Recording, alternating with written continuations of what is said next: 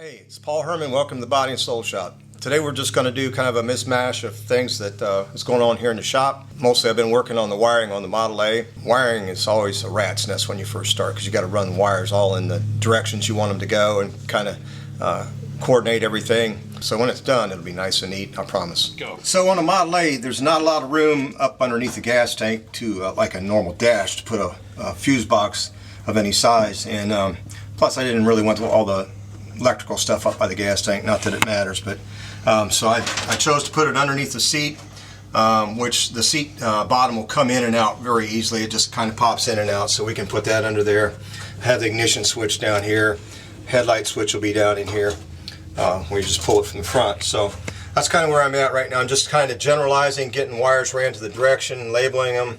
Unfortunately my eyes aren't as tight as they used to be, so it's hard to see some of them small letters or where they go. A lot of it I kind of got memorized, but so I'm putting tape on them and saying this is where this one goes or whatever. Just kind of generalizing it. And so I also got the air conditioning in it. All the hoses are fitted up and in place and everything. So been working on that. I still got to work on the bracket for the air conditioning a little bit, but we're getting it tuned in. One of the things that I don't like about Model A's and putting air conditioning under the dash, or under the gas tank really, is it usually hangs way down. Now there's a tunnel that comes through here normally on the bottom of the tank where the wiring and the speedometer cable and everything ran through there. But I'm using an electronic speedometer that runs off a satellite. So what I did was cut the tunnel off the bottom. Now this is not positioned exactly where it's going to be. So I was able to bring the unit up about 3 inches so it's not sitting so low, because when it's down here 3 inches, it's really crowding your gas pedal, your brake pedal and everything. So by going to an electronic speedometer and some of that other stuff, it allowed me to bring that up a little bit higher, and it's a little bit neater. The last one I did, I put the air conditioning underneath the seat and had the vents and everything coming out the front, and that worked out really well too. So at some point I'll show you that Model A pickup. I'm not sure when, but it's really a cool truck. I'm probably about a week and a half out from finishing this thing as far as all the wiring and getting the air conditioning charged, just fine-tuning all the small stuff. And then it'll go to the upholstery shop, and hopefully he won't have it too long, maybe a couple weeks. He's already started on the seats and stuff, so hopefully we'll be wrapping it up here real soon. So I'm just kind of generalizing where the wiring goes, getting that all set in place, just kind of pulling it, and then I will heat shrink and solder everything that I do. I don't like just them butt connectors that you crimp together, so I heat shrink and solder everything. So I'm just kind of generalizing things right now, getting it where I want it to be, and then we'll start on heat shrinking and all. Also air conditioning compressor, alternators in place, so we're rolling. Finally, my boy Wyatt actually brought this all the way from Arizona for me rather than shipping it. He had to make a trip to Nashville anyway. These things are like chicken's teeth. Fortunately, he found me a super nice one out in Arizona. Now I got to buff it, polish it up a little bit.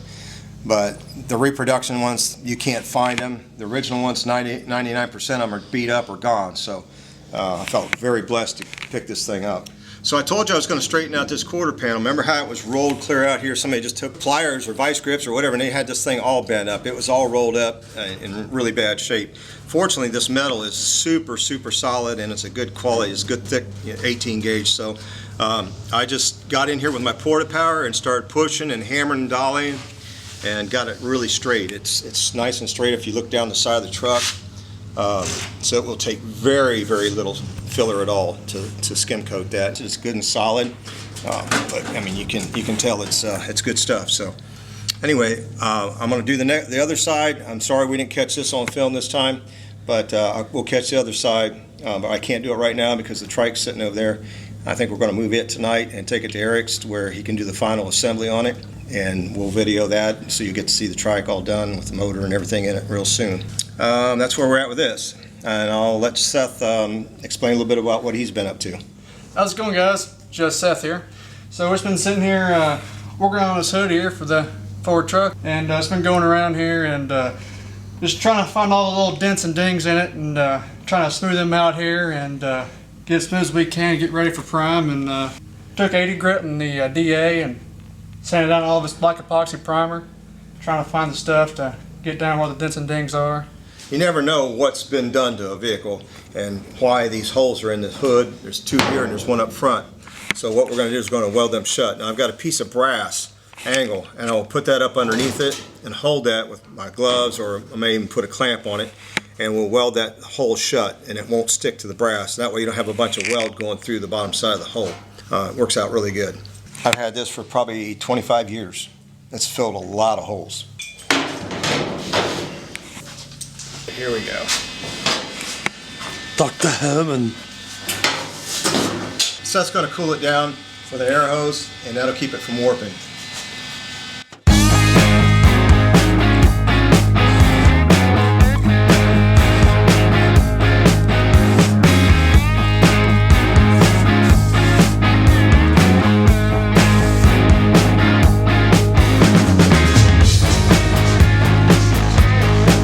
Now that I've got it welded shut, I'll take my 5-inch air grinder and grind it smooth.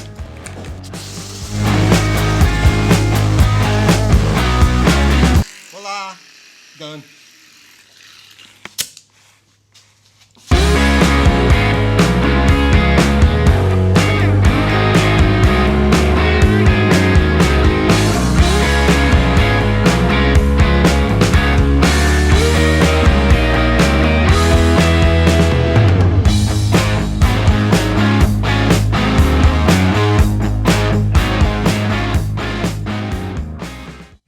Okay, this 65 F100 battery box area was 8 out, right? That's like Swiss cheese and toilet paper right there. Pretty thin. So, they do make reproductions. I've never used a reproduction with one of the early model ones. I was a little skeptical, so you know what? We'll just make our own, right? So, that's kind of for an expert metal man, that's not too bad, but it's a little complicated.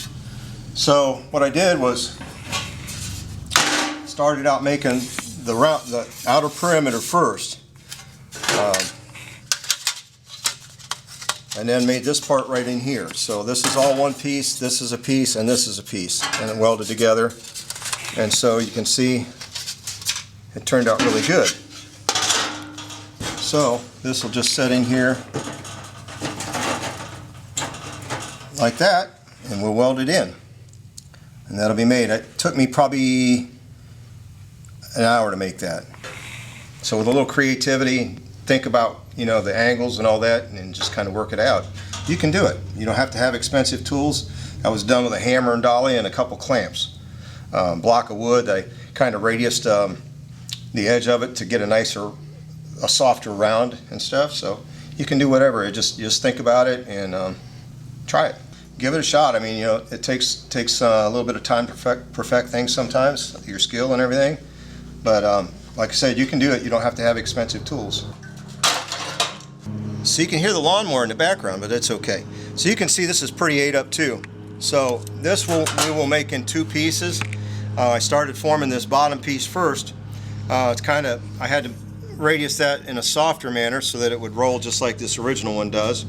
And then when you've got something like that, it's hard to get it bent. So we put splits in it and then pull it and get it where it fits real nice. And then I'll weld them splits shut before I put it all in there. But that's the beginning. That's the beginning of the panel right there. I just got to fine tune it, but it won't take much to get that coming around. And then we'll cut the side piece out. And what's happened here is this is a brace on the inner fender. And so what's happened is that's double layered. So we'll have to come out here and cut all this off. So moisture got in between here over the years, and it just pushed that out and rotted it. So when we cut this off, we can get in here and blast that and get it nice and solid again. If we have to cut some out, we'll cut it out, whatever. But we can fab this piece pretty simply. Hey, Uncle Tony had graciously offered to rebuild the 352 that was in this. But after a lot of discussion back and forth with the owner, he decided to go with a 302, simply for the availability of like a front runner system and stuff like that for air conditioning, power steering, power, you know, all the goodies. So it's a lot more readily available and cheaper to do than what the 352 would be. So I thanks to Uncle Tony for the offer. But that's what the owner decided to do, was go with a 302. We're probably going to put a 4-speed automatic in it also. So that's where we're at with this thing, and we'll keep rolling. Okay, so Eric's coming tonight to take the green... Cut! Cut. I was thinking Art Arfons, okay? Green Monster. So Eric's coming by tonight to pick up the Blue Demon and take it home and do the final push on it now that we've got it all painted and buffed out and everything. They got the rear transaxle ready to go, And also he's going to be putting a new set of carbs on the bubble top this weekend too. So hang with us. I think we're going to show you all that stuff, all the fun and games, right? Oh yeah, have fun, man. Life's a bowl of cherries, right? So we love you. Thanks for watching. We really appreciate it. Don't forget to hit the like and subscribe if you want to, but we'd really appreciate that. See you next time.